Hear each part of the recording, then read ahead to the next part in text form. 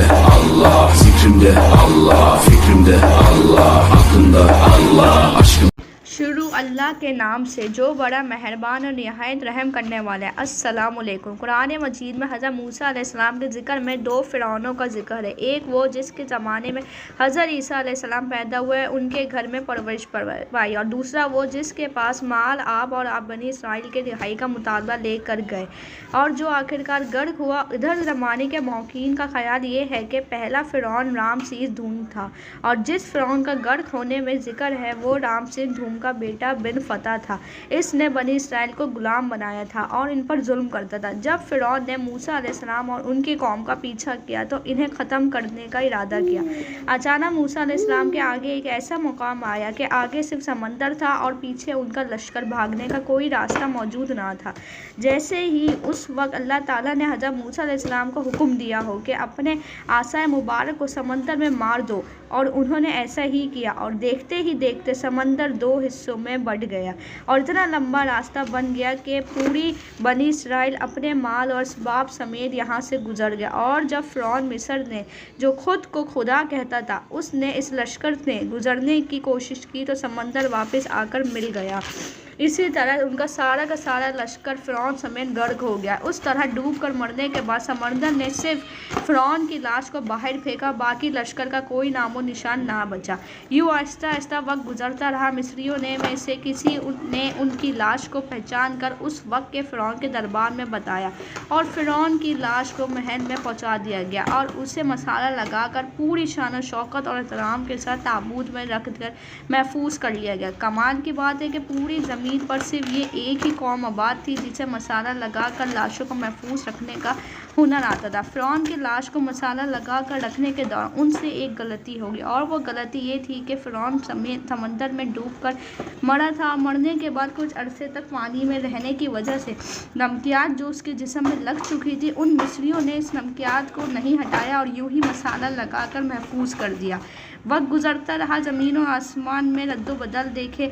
इस वाक़ये के 2000 साल बाद अल्लाह के नबी हज़रत मोहम्मद सल्लल्लाहु अलैहि वसल्लम तशरीफ़ लाए, और उन पर नाज़िल होने वाली किताब, आखिरी किताब के अंदर इंसान के लिए फ़िरौनों के किस्से बड़ी तफसील के साथ बयान किए गए, और इस किस्सों में फ़िरौन के जिस्म को महफूज करने के बारे में भी आयत नाज़िल हुई, जिसके अंदर अल्लाह पाक ने वाज़ेह तौर पर फरमाया है कि हम तेरे जिस्म को इंसानों को दिखाने के लिए बनाकर महफूज कर देंगे।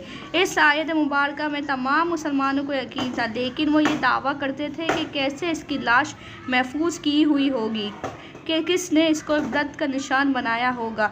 ये कितना नाजुक मामला था कि आप खुद सोचें, कुरान पाक के अंदर इस आयत में अल्लाह का दावा है, अल्लाह का दावा नाउज़ बिल्लाह गलत साबित हो जाता तो मुसलमान गैर मुस्लिम के सामने किस मुंह से कुरानी आयत का दिफा करते, मगर ये अल्लाह का कलाम है जिसके अंदर शक की कोई गुंजाइश नहीं। 1871 में मिस्र के ताल्लुक़ रखने वाले गरीब और मामूली चोर अहमद और अब्दुल रसूल को फ़िरौनों की लाशों की तरफ जाने का रास्ता मिल गया। ये बस इतना चाहता था कि फ़िरौनों की लाश के साथ जो हीरे जवाहरात, सोना, चांदी, मोती है वो मैं हासिल कर लूँ। इसीलिए दरियाए नील के किनारे बैठा मंसूबा बना रहा था, तो इसी दौरान कुछ लोगों ने इसे खुफिया समझकर पुलिस के हवाले कर दिया। जिस रास्ते तो वो बैठकर खोद रहा था, जब उस रास्ते के अंदर जाया गया तो उसमें से मम्मी के साथ गढ़ होने वाले और भी फ़िरौन की लाश मिल गई। तो वहाँ के माहिरीन फ़िरौन की लाश को अपने साथ के लिए ले गए, और जिस्म में जमी हुई नमकियात की वजह से इस बात की उन्होंने तस्दीक कर दी कि ये वही फ़िरौन है जिसे निशान इबरत बनाने का दावा किया गया है कुरान शरीफ में। पूरी दुनिया में जना हलचल मच गई। उसकी तस्दीक के लिए पूरी दुनिया के आसार कदीमा के लिए तमाम साइंसदान मिस्र की तरफ चले गए। तमाम मेडिकल टेस्ट होने के बाद साइंसदानों ने तस्दीक की कि सिर्फ इसी एक लाश में पानी की नमकियात मौजूद है जिसने इसकी लाश को महफूज रखा और गलने सड़ने से बचाए रखा। इस तस्दीक के बाद इस फ़िरौन की लाश को फ़िरौन की लाश करार देकर म्यूज़ियम के अंदर महफूज कर लिया गया। लेकिन कुछ अरसे के बाद उसकी मम्मी ख़राब होने लगी, तो उस वक्त मिस्री हुकूमत ने फ़्रांस हुकूमत को दरख्वास्त दी कि इससे ख़राब होने से और गलने सड़ने से बचाया जाए। तो फ़्रांसी हुकूमत इस फ़िरौन की लाश को अपने ساتھ فرانس لے گئی، وہاں طبی ڈاکٹر کے حوالے کر دیا۔ وہاں کے ڈاکٹر نے کافی ریسرچ کی، باریکی سے تصدیق کی کہ اس کی موت پانی میں ڈوبنے کی وجہ سے ہی ہوئی ہے، اور ڈوبنے کی وجہ سے اس کے جسم میں ابھی تک نمکیات کے ذرے موجود ہیں۔ دنیا کو دکھانے کے لیے محفوظ کر لیا گیا ہے اس کی لاش کو ناظرین، تاکہ لوگ اس کو دیکھ کر نشان عبرت سمجھ سکیں کہ عبادت کے لائق صرف اور صرف اللہ پاک کی ہی ذات ہے، جو سب کا خالق اور مالک ہے، سب کا رازق ہے، وہی سب کو رزق دیتا ہے۔